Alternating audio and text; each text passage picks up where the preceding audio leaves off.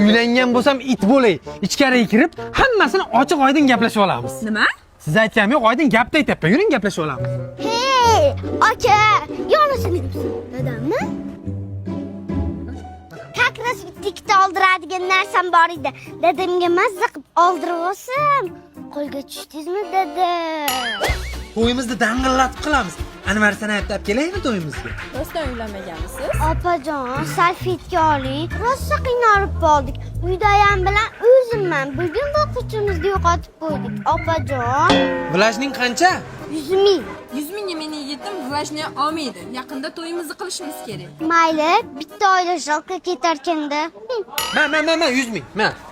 Sizlarga xabarim keldi. Namangandagi eng zo'r oshxona Ahmad Dodo taba yeb o'tiribsizlar. Biz uydayam bilan och o'tiribmiz. Bunaqa quvvashashlikni ham nimaligini bilmaymiz. Mayli, rivojlanmasangiz bitta oila shalqa ketarkanda. Onangning ma yana 100 ming. Ma. To'g'risini aytsam, sevgilaringga itdek havas qildim. Bitta rasmga tushib olay. Hayat şaşırtır hep zaten. Qaytgancha telefon olmaysizlarmi? Onasini emsin, ha? Mana shu telefon qoramingni qanchaga sotasan bizga endi? Sizga $500 dadajon. Dadajon? Ha, dada dedi, bu meni qizim. Ketding, libojangga ketaver. Bitta qizim bor, 10 ta o'g'ilga tatiydigan. Qizim sen ham qayerga borsam ko'timdan dum bo'lavermagin. 1 2 3 4 5. $500 mi?